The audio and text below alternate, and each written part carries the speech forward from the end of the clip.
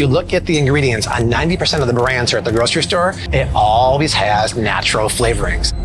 Flavoring, that's the thing. That's what's messing you up.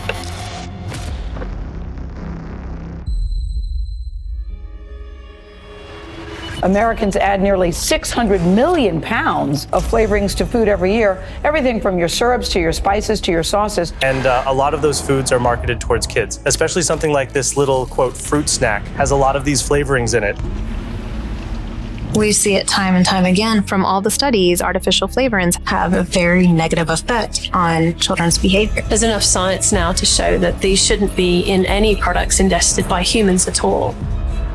Natural flavorings are not natural. It's basically about as artificial and unnatural as possible. If synthetic flavorings are having a small but real effect on the population, which the data seems to suggest they do, that is going to generally lead to a slight increase in attention problems and hyperactivity problems in children. ADHD, even autism, and, the more of these you have, the more you slightly move the population towards clinical problems. When you walk into a supermarket, there's a whole arsenal of additives designed to mislead the brain, actually interfering with the brain's and the body's ability to metabolize food. Because one of the goals of natural flavoring is to get your taste buds and your brain excited and get you hooked on the product. They know it causes cancer, and they still use it today. Today, the debate rages on as artificial flavors dominate processed foods in the United States, even as they are banned or restricted in Europe. The unavoidable fact that they're in so much of our food supply is one thing, but the dirty little secret of what these chemicals are doing to our body is another. Something you don't know about has such a huge effect on behavior. I believe that natural flavorings are one of the biggest issues and the biggest lies at the grocery store today. They are enablers of food processing business, which depends on it to create a craving for everything from soda pop to chicken soup. It is Willy Wonka and his chocolate factory as a multi-billion-dollar industry. Before Doritos, Dr. Pepper, and all those other processed foods you just can't help binging on, food was pretty healthy, but bland. At least by today's standards. Potatoes tasted like potatoes, bread tasted like bread, you get the idea. The only flavorings that existed were natural spices like cinnamon, pepper, and salt. But then, in 1851, scientists created the world's first artificial flavorings. By the late 1800s, there were a total of 20 basic artificial flavors on the market, and they were being used in a bunch of drinks and candies that were quickly gaining popularity. But even then, they were more novelties than something you ate every day. That all changed with the start of World War II. Ever tried to keep an entire family happy eating one simple cooked meal? There's always going to be someone who doesn't eat onion or hates mashed potatoes. Now imagine trying to keep your entire army, millions of soldiers, happy with this. There were no fridges or ovens on the front lines in World War II, so soldiers were given these delicious rations of canned beef or bacon, canned biscuits, coffee, sugar, and some salt. Yum! Now, imagine eating that exact same thing 3 times a day, for months and months on end, while fighting a war. Yeah, it sucked. Within days, most of the soldiers would start complaining, stop eating, and quickly lose morale. And as Napoleon said, the army marches on its stomach. So if the US military couldn't figure out a way to give these soldiers better tasting food, they would lose the war. These were soldiers who were used to eating 3 square meals a day, cooked by their loving wives or mothers. How was the military supposed to replicate stews and roasts in a tin can? You try canning roast chicken and trying it after it sat on your shelf for a few weeks. It's not a great experience. And that's when it hit them. Artificial flavorings. Freshly made macaroni and cheese might not last more than a day or 2, even if it's refrigerated. But pasta and cheese-flavored sauce? Especially when the cheese flavor was nothing more than chemicals that could last for years without going bad? Winner, winner, mac and cheese dinner. So the military threw its full support behind the artificial flavoring industry, which quickly came up with banger after banger. spaghetti in tomato-flavored sauce, canned beef that tasted like the roasts you had back home, but definitely wasn't, fruit-flavored candies that had zero fruit in them at all, and the list goes on. Not only were artificial flavors getting soldiers to eat again, they were doing it at a fraction of what making real food would have cost. Sure, none of the food had any real nutritional value, but that didn't matter. As long as they had enough calories to keep soldiers going for a few months, they could deal with the nutrient deficiencies later. In the eyes of the food industry, artificial flavors were the real war heroes. And when all those soldiers eventually came home craving that tomato or cheese flavor that only you could create, or picking at their home-cooked meals because the flavors weren't as strong as they had gotten used to in the military, that's when the light bulb moment went off. You realized you hadn't just managed to keep soldiers fighting. You had inadvertently discovered how to get people addicted to your food.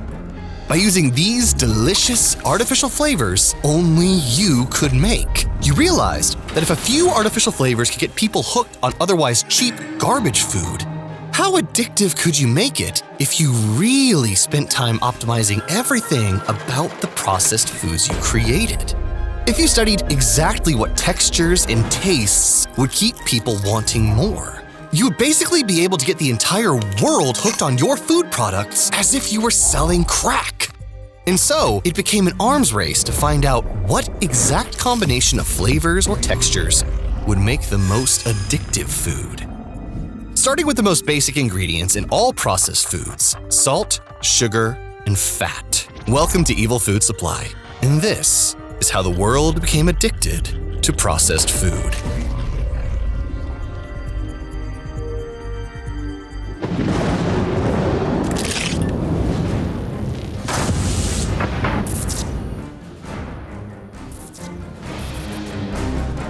And really fast, one group that's actually fighting back against big food right now is the law firm Morgan & Morgan. They've just filed a first-of-its-kind lawsuit against behemoths like Kraft Heinz Company, General Mills, Coca-Cola, and others. Their lawsuit alleges that these companies intentionally engineered their ultra-processed food products to be addictive and market those products towards children, allegedly causing chronic disease in children, like type 2 diabetes and fatty liver disease, both of which many kids now have when it was nearly unheard of in children 40 years ago.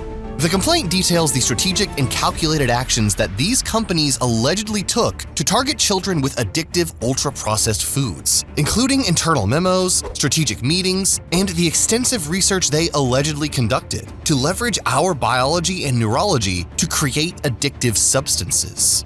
And if your child has been diagnosed with one of these diseases, you may have legal options. Because Morgan & Morgan is committed to fighting for the people and for the families. They've helped thousands of families seek justice against big corporations, and they're ready to fight for you too. With over $30 billion recovered for their clients over the last 35 years. Learn more at forthepeople.com/EFS by clicking the link below. That's forthepeople.com/EFS down below. And thanks to them for sponsoring this video. The food giants have been working day and night to get us to not just like their products, but to want more and more of them. They engineer salt for the maximum of what they call the flavor burst. They pile in the fats like processed cheese for the silky, smooth, addictive quality of what they call the mouthfeel. Behold the future. And they perfect the amount of sweetness in products to create what they call the bliss point. And while the industry hates the word addiction more than any other word, the fact of the matter is that their research has shown them that when they hit the very perfect amounts of each of those ingredients, they'll send us over the moon. And their products will fly off the shelf, we'll eat more, we'll buy more, and as they are companies, they will make more money. It's no secret that almost everyone likes sweet food. Forget the old map of the tongue you learned about in school. Researchers have discovered that your entire mouth goes crazy for sugar. Humans are so sugar-coated, we've actually got taste receptors that go nuts for sugar all the way down from our throats to our stomach and pancreas. And every time these receptors pick up sweetness, they light up the pleasure centers of our brains, just like most addictive drugs do. But as Big Food, this isn't news to you. You've known about the power of sugar for decades.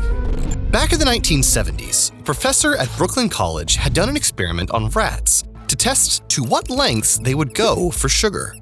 At the end of the experiment, he came to the conclusion there was nothing the rats wouldn't do for sugar.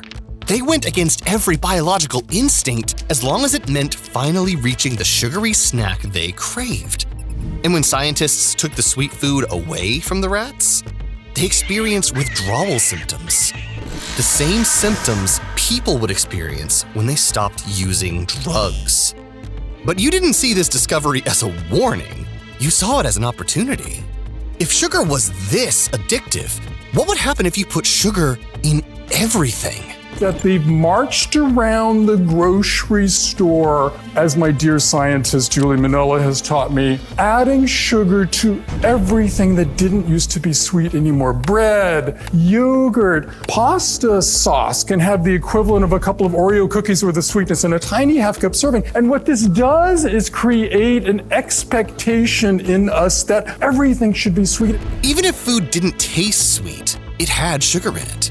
And just like anything else you get addicted to, the more sugar people consumed, the more sugar they craved.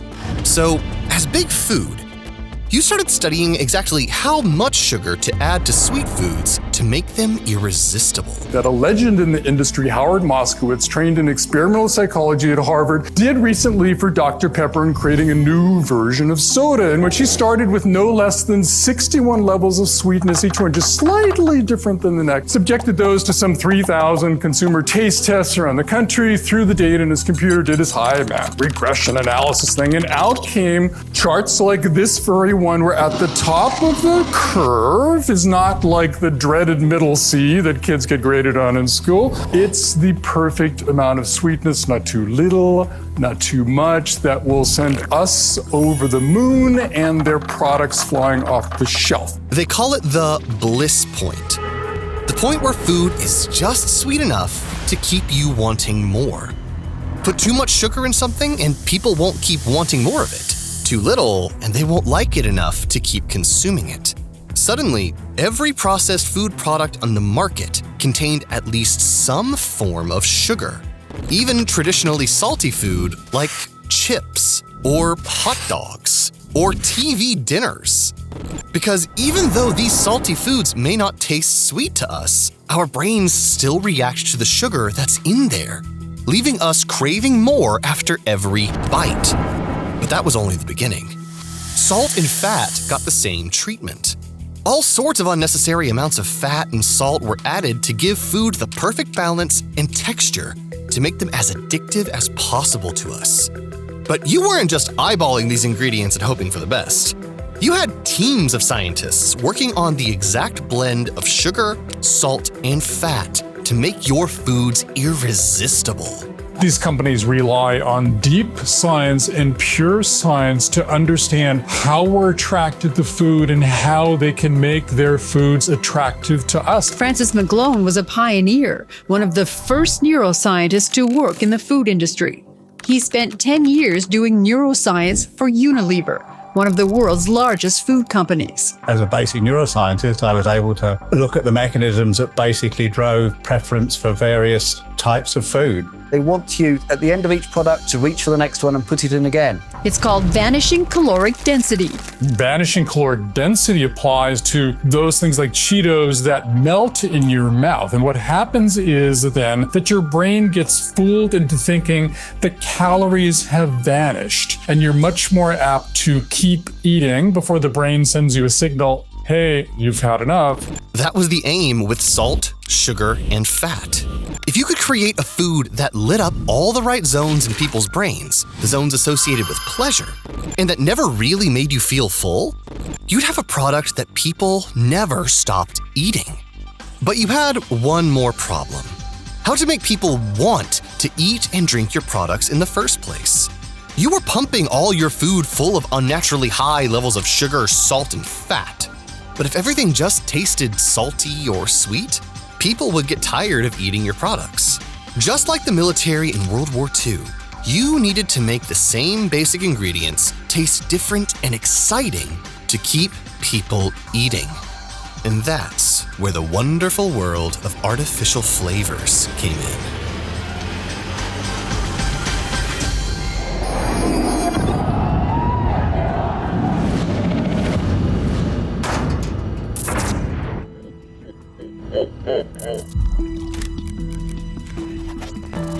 Remember artificial flavorings, the war heroes of World War II? Well, by the 1960s, artificial flavors became the greatest weapon for big food. Instead of using expensive ingredients like fruits, dairy, and spices to create your products, you used cheap artificial flavors instead. This made it a lot easier to sell your products at a price everyone could afford, while making you a lot more profit. Instead of using expensive vanilla in your baked goods, you could just use cheap vanillin instead. No one had to know it was made using byproducts from fossil fuels, and instead of real strawberries, you could just add some ethyl methylphenylglycinate. Who cares if that's the same thing used to make air fresheners and detergent? No one had to know they were eating something that's also used in toilet cleaner. Well, turns out a lot of people cared once they figured it out. Even as early as the 1950s, studies showed that some popular artificial flavors caused liver damage. And by the 1970s, the secret was out. Artificial flavors are really bad for you. Now, instead of racing to buy your artificially flavored candies, chips, and drinks, more people were avoiding anything with the word artificial in it than ever before. Now it was all about natural ingredients and natural snacks. And if you didn't change something fast, your business would crater. And other businesses may have just thrown in the towel and called it quits. But you weren't just any old mom and pop shop. You were big food. All you had to do was find a way to make your products a little more natural. And as it turns out, it was a lot easier than you expected.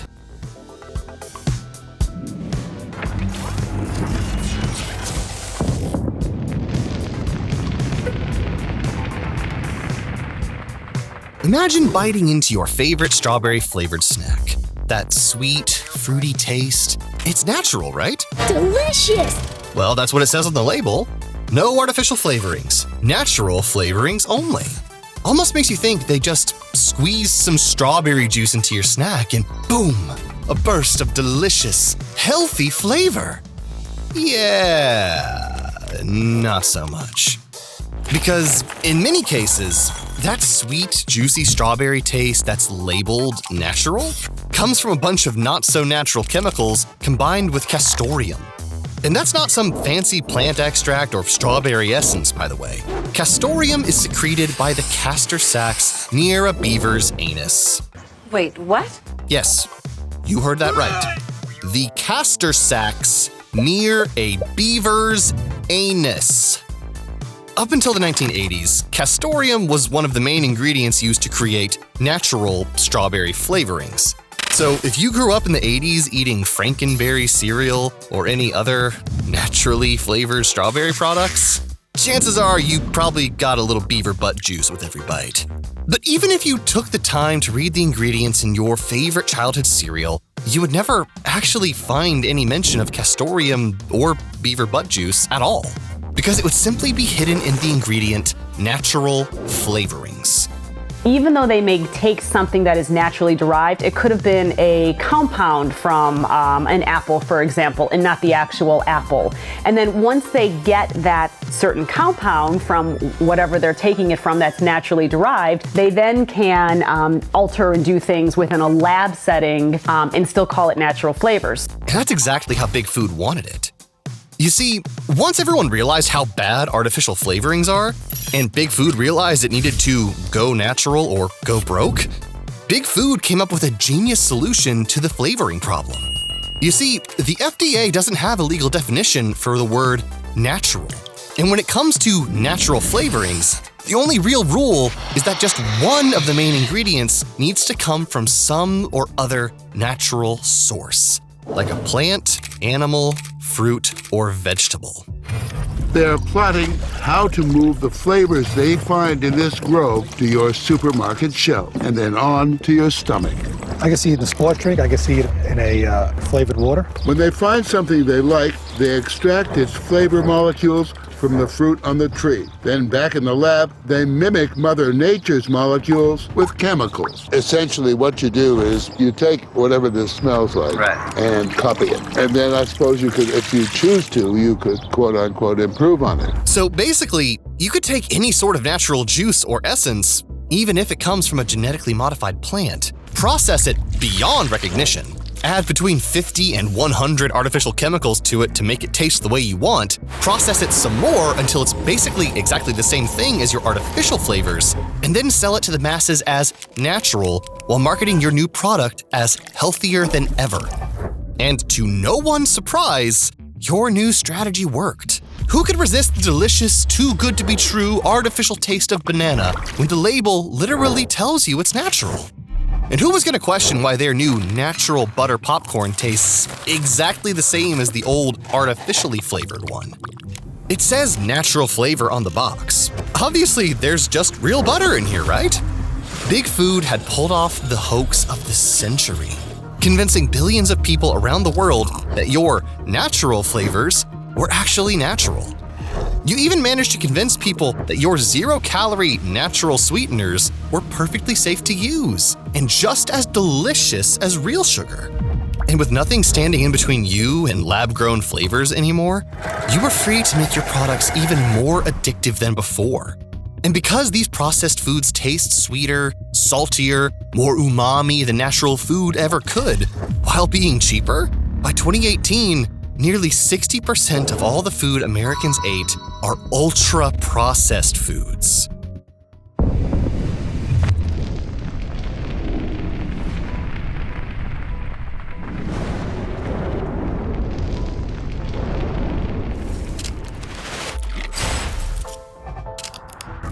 Yeah, well, for me, I'll be spooning or reaching or whatever, and I'll be thinking, I've got to stop, I've got to stop, I've got to stop, and I just don't stop. Her name is Pat, and she's a food addict. I was desperate when I was a food addict. It was really, really devastating, and I felt powerless and ashamed, and it was horrible. Her kitchen is a battleground, every meal a challenge to remember that for her, even a taste of sugar can set her back. Seeing food will trigger it, advertising for food will trigger it. These foods are so addictive, so appealing. There are many food addicts who say that even long after it started causing us misery, we still couldn't stop. It becomes hardwired and it's very hard to overcome. In scientific studies, most rats will choose sugar over cocaine when offered both products. The rats will even willingly give themselves electric shocks in exchange for sugar. And in humans, it's no different. Even people who have had bariatric surgery, basically having their stomach shrunk, will overeat processed foods even if it means vomiting, diarrhea, and pain later on.